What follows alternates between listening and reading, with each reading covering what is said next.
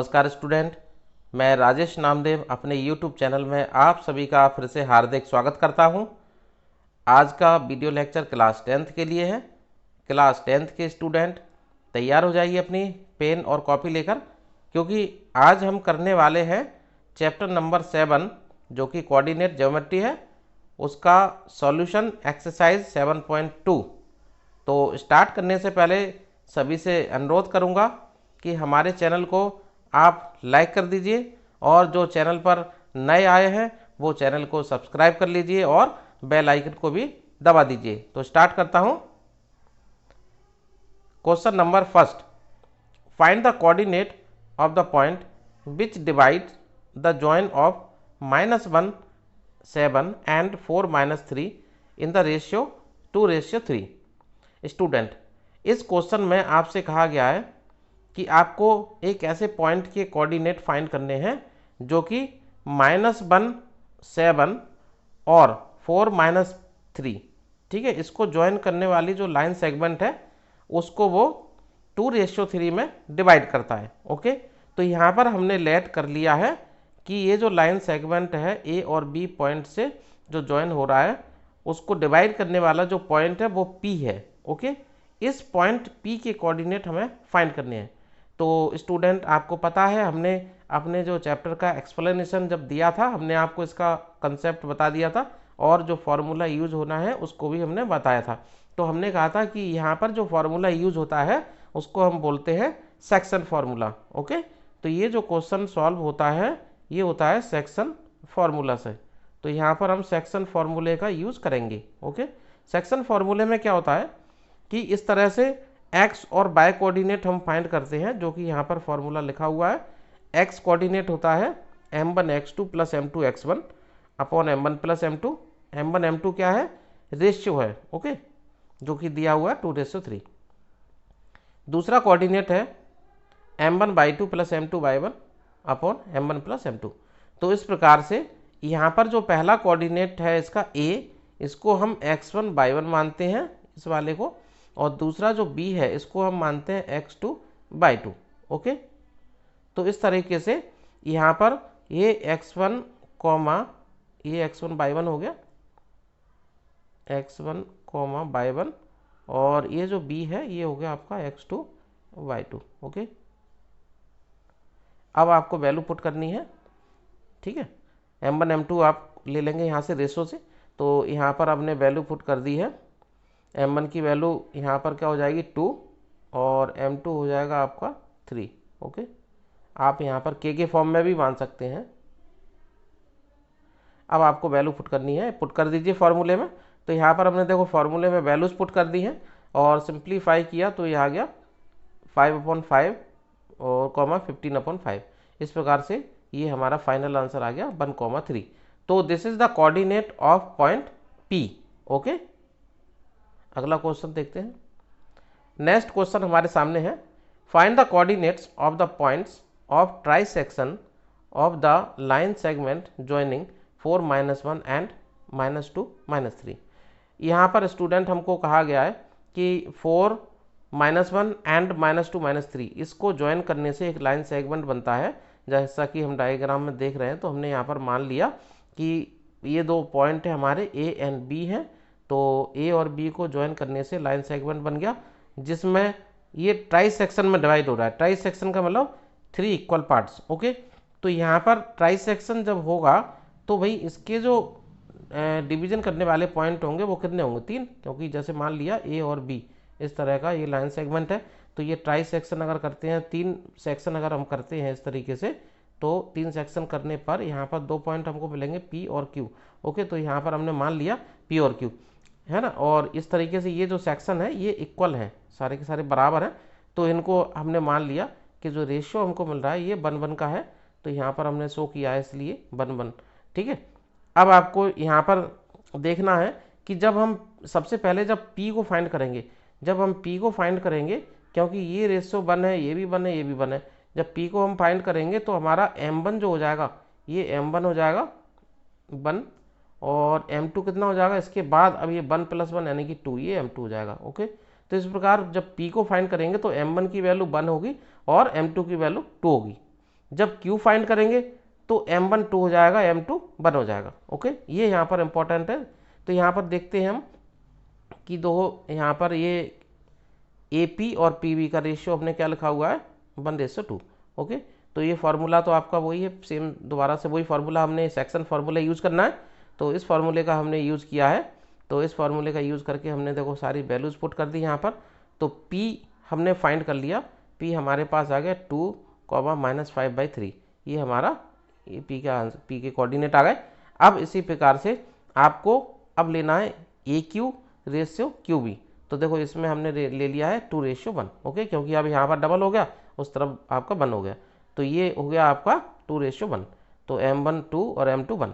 अब फॉर्मूला आपका वही सेम दोबारा से यूज होगा। फॉर्मूला यूज़ किया, वैल्यू पुट कर दिया आपने, तो आपको फाइनली मिल गया 0,7 - 3। This is the final answer. Coordinate of Q आ चुका है आपके सामने। इस प्रकार से आपका ट्राई सेक्शन या जितने भी सेक्शन वो करवाता है, तो आपको क्या करना है, सबसे पहले उसके बीच में जितने पॉइंट आ रहे हैं डिवीजन पॉइंट, उनको आपको लेट कर लेना है, और सभी के जो रेशियो है यानी कि जो आपके सेक्शन है वो इक्वल पार्ट्स में आपको डिवाइड करके रख देना है, उनको 1 1 मान के ले लेना है। ओके, नेक्स्ट अगला क्वेश्चन हमारे सामने है, find the ratio in which the line segment joining the points -3, 10 and 6, -8 is divided by -1, 6। अब आपको यहाँ पर क्वेश्चन चेंज कर दिया है, अब आपको रेशियो फाइंड करना है। ठीक है, अभी हमको रेशियो दिया होता था, अब आपको रेशियो फाइंड करना है। यानी कि अब उन्होंने क्या दे दिया है, आपको डिवीजन पॉइंट दे दिया है। इस जैसे मान लीजिए ये लाइन सेगमेंट है, ये यहाँ पर हो गया आपका A और ये हो गया आपका B। ठीक है, A के कोऑर्डिनेट आपको दे रखे हैं, B के भी दे रखे हैं, और यहाँ पर कोई डिवीजन पॉइंट है, इसको मान लिया हमने P, इसके भी कोऑर्डिनेट आपको दे रखे हैं। क्लियर। अब आपको ये यहाँ पर मान लिया हमने M1, ठीक है, और यहाँ मान लिया आपने M2। ठीक है, ये आपको फाइंड करना है। ओके, तो हम इसको इजी करने के लिए M1 M2 को K और 1 रेशियो में मान लेते हैं, इससे ये आसान हो जाता है, यानी कि कैलकुलेशन आसान हो जाती है। तो हमने यहाँ पर क्या मान लिया, हमने M1 को मान लिया K और इसको मान लिया 1, यानी कि हमने K/1 में इसको मान लिया। तो M1 को लिखेंगे K और M2 को लिखेंगे 1। ओके, अब आपको फॉर्मूला आपको वही यूज़ करना है। तो इस तरीके से आपने कोऑर्डिनेट लिख लिए फॉर्मूले के अकॉर्डिंग, और आपने यहाँ पर रख दिया। तो x और y, ठीक है, x कोऑर्डिनेट और y कोऑर्डिनेट, क्योंकि x कोऑर्डिनेट आपका -1 है और y कोऑर्डिनेट 6 है, तो यहाँ पर हमने इसको फार्मूले में रख दिया। अब आपको देखना है कि यहाँ पर अगर हम इसको x के इक्वल रखते हैं, ठीक है, या y के इक्वल, अगर x के इक्वल रखते हैं तो ये वाला जो x कोऑर्डिनेट है x के इक्वल होगा, y कोऑर्डिनेट y के इक्वल होगा। तो हमने इसको देखो सॉल्व किया, तो x कोऑर्डिनेट को x के इक्वल कर दिया, यानी कि -1 के बराबर हो गए, ये हमारा y कोऑर्डिनेट यानी कि 6 के बराबर हो गए। तो इसको सिंप्लीफाई किया तो k की वैल्यू जो निकल के आई है वो आई है 2/7, 2/7 आती है। तो इस प्रकार से हम यहाँ पर कह सकते हैं कि जो फाइनल हमारा जो रेशियो है वो 2:7 है। Okay, this is the final answer. Okay, next अगला क्वेश्चन हमारे सामने है, find the ratio in which the line segment joining A1 -5 and -4, 5 is divided by the x axis.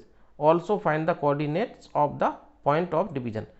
यहाँ पर सबसे इम्पॉर्टेंट बात है स्टूडेंट कि यहाँ पर आपसे कहा गया है जो लाइन सेगमेंट है A और B पॉइंट को जो ज्वाइन करने से बन रहा है वो डिवाइड किससे हो रहा है, डिवाइड हो रहा है वो x एक्सिस से। तो यहाँ पर सबसे इम्पॉर्टेंट बात है कि x एक्सिस से डिवाइड हो रहा है, तो पॉइंट हमारा जो होगा वो x एक्सिस पर होगा। तो x एक्सिस पर आपको पता है पहले से ही कि x एक्सिस पर y कोऑर्डिनेट हमेशा 0 होता है। तो यहाँ पर सबसे इम्पॉर्टेंट चीज़ है कि हमने मान लिया कि जो लाइन सेगमेंट है वो 2 पॉइंट से मिलकर बना है, तो उनको नाम दे दिया हमने A और B। ओके, और x एक्सिस से वो डिवाइड होता है, तो x एक्सिस के जो कोऑर्डिनेट होंगे, x एक्सिस पर जो पॉइंट होगा उसके कोऑर्डिनेट हमने मान लिए Px, 0। ओके, क्योंकि y कोऑर्डिनेट 0 होगा यहाँ पर, और हमने मान लिया कि वो रेशियो जो है वो K/1 है। ओके, हमने अभी आपको बताया था कि आपको M1 M2 की जगह पर K/1 मान लेना है, इससे आपकी कैलकुलेशन आसान हो जाएगी। अब आपने क्या किया, यहाँ पर ड्रॉ कर लिया। देखो लाइन सेगमेंट आपका AB हो गया, और आपका P जो पॉइंट है वो x, 0 हो गया, और रेशियो है K/1। अब आपको फॉर्मूले में वैल्यू पुट करनी है केवल। तो फॉर्मूला आपको पता ही है, x कोऑर्डिनेट जो होता है वो क्या होता है, x कोऑर्डिनेट बराबर होता है M1 x2 m1 x2 plus m2 x1 upon m1 plus m2। ठीक है, इसी प्रकार से बाय कोऑर्डिनेट को लिख सकते हैं आप। ठीक है, बाय कोऑर्डिनेट बराबर क्या होता है m1/2 plus m2/1 upon m1 plus m2। तो आपको बस यहाँ पर वैल्यूज पुट कर देनी है, एक्स कोऑर्डिनेट बाय कोऑर्डिनेट। तो यहाँ पर इंपॉर्टेंट चीज़ है कि बाय कोऑर्डिनेट जो जीरो है, ठीक है, तो आप उसको सॉल्व करेंगे जीरो वाले को, ओके, क्योंकि एक्स तो अननोन है। अब आपने क्या किया, बाय कोऑर्डिनेट को जब जीरो कर दिया इस तरीके से, दूसरा वाला इसको सिंप्लीफाई किया तो के की वैल्यू आपके पास आ गई है। के की वैल्यू कितनी आ गई है आपकी, निकल के यहाँ पर आ जाती है 1, ओके। अब आपको यहाँ पर आपको पॉइंट भी बताना था, ठीक है, तो पॉइंट निकालने के लिए आपने क्या किया, यहाँ पर दूसरा पहला वाला जो कोऑर्डिनेट है उसमें वैल्यू पुट कर दी के की, ठीक है, तो एक्स कोऑर्डिनेट भी आ गया, एक्स की वैल्यू -3/2 आ गया। इस प्रकार से हम बोल सकते हैं कि एक्स एक्सेस पर जो पॉइंट होगा, ठीक है, वो कितना आ गया, -3/2, 0 आ गया। और दूसरी चीज़ रेशियो क्या हो गया, 1:1, ठीक है, तो दोनों हमारे आंसर आ चुके हैं। अगला क्वेश्चन है हमारे सामने, इफ 1, 2, 4, x, 6 एंड 3, 5, ये चार हमको दे रखे हैं वर्टिसेस ऑफ पैरेललोग्राम। अब आपको बताना है x और y की वैल्यू, ओके। तो यहाँ पर सबसे इंपॉर्टेंट जो बात है स्टूडेंट, जो पैरेललोग्राम होता है, ठीक है, उसके जो डायगोनल्स होते हैं, डायगोनल क्या करते हैं एक दूसरे को, पैरेललोग्राम के जो डायगोनल हैं वो एक दूसरे को क्या करते हैं, बाइसेक्ट करते हैं, ओके। तो यहाँ पर हमने क्या किया, एक पैरेललोग्राम बना लिया ABCD, चारों हमने जो वर्टिसेज हैं उसके वो लिख दिए हमने। देखो A हमें दिया था, B हमने लिख दिया, ठीक है, C हमने लिख दिया और हमने D भी लिख दिया, ओके। इस तरीके से हमने चारों वर्टिसेज हमने लिख दिए। अब यहाँ पर हमने लिखा, देखो कि इंपॉर्टेंट प्रॉपर्टी ऑफ पैरेललोग्राम क्या होती है, इसके जो डायगोनल हैं, डायगोनल क्या करते हैं, डायगोनल इसके बाइसेक्ट करते हैं, डायगोनल बाइसेक्ट करते हैं टू ईच अदर। बाइसेक्ट का मतलब होता है कि भाई उनके जो एक्स और वाई के, ठीक है, जो कोऑर्डिनेट है वो इक्वल होंगे। तो इस प्रकार से बाइसेक्ट करेंगे, यानी कि उनके जो मिड पॉइंट है, तो मिड पॉइंट निकाल लो। मिड पॉइंट क्या होते हैं भाई, मिड पॉइंट होते हैं, मिड पॉइंट क्या होता है, जैसे x1 x2 का मिड पॉइंट क्या होगा, x1 + x2 अपॉन 2, ठीक है, y के लिए y1 + y2 अपॉन 2। तो इस प्रकार से अपन क्या करेंगे, जैसे AC के निकाल रहे हैं हम, तो AC के मिड पॉइंट आपने निकाल लिए, और दूसरा डायगोनल है आपका BD, तो BD के निकाल लो और दोनों को इक्वल कर दो। तो यहाँ पर लिखा हुआ है, देखो हमने क्या लिखा हुआ है, डायगोनल आपका जो AC है और डायगोनल BC है उसके कोऑर्डिनेट हमें क्या करने हैं, इक्वल करने हैं। तो इस प्रकार से हमने इस प्रॉपर्टी का यूज़ करके लिख दिया। अब आपको क्या करना है, सिंप्लीफाई किया, सिंप्लीफाई करने के x कोऑर्डिनेट x के बराबर हो गया और y कोऑर्डिनेट y के बराबर हो गया। तो इस प्रकार से हमको यहाँ पर x और y की वैल्यू मिल चुकी है। ये फाइनल आंसर हमारे सामने आ गया, x की वैल्यू 6 आई है, y की वैल्यू 3 आई है, ओके। बहुत आसान तरीके से स्टूडेंट मैं आपको बता रहा हूँ, इस तरीके से आप सॉल्व करेंगे, आपको कतई किसी तरह की कोई प्रॉब्लम नहीं आने वाली है। अगर आपको चैनल हमारा अच्छा लग रहा है तो हमारे चैनल को ज़रूर लाइक कीजिए और सब्सक्राइब करना ना भूलिए। जो लोग नए आए हैं वो सब्सक्राइब कीजिए और बेल आइकन को भी दबा दीजिए। अगला क्वेश्चन हमारे सामने है, find the coordinates of a point A where A B is the diameter circle of circle whose centre is 2, -3 and B is 1, 4। Student सबसे इंपॉर्टेंट यहाँ पर जो बात है, सर्कल के केस में हम जानते हैं कि सर्कल होता है, सर्कल का ये सेंटर है मान लो, और ये आपका डायमीटर है।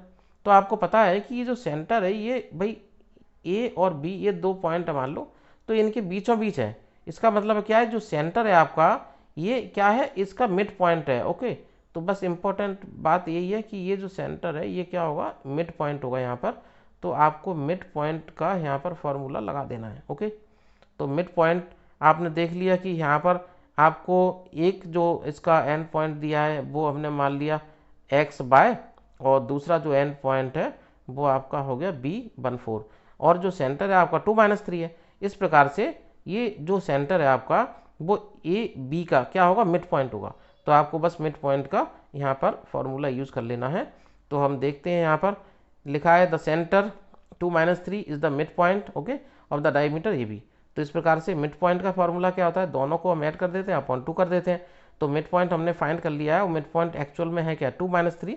तो यहाँ पर हम देख सकते हैं हमने मिड पॉइंट का फॉर्मूला यूज करके उसको बराबर कर दिया है 2, -3 से। इस प्रकार से इसको सिंप्लीफाई किया तो x कोऑर्डिनेट x के बराबर होता है, y कोऑर्डिनेट y के बराबर होता है। तो इस प्रकार से सिंप्लीफाई कर दिया तो यहाँ पर x की वैल्यू आ चुकी है 3 और y की वैल्यू आ चुकी है -10। इस प्रकार से फाइनल जो हमारा आंसर हो जाएगा, यानी कि जो कोऑर्डिनेट ऑफ a क्या हो जाएगा 3, -10। This is the final answer. Next question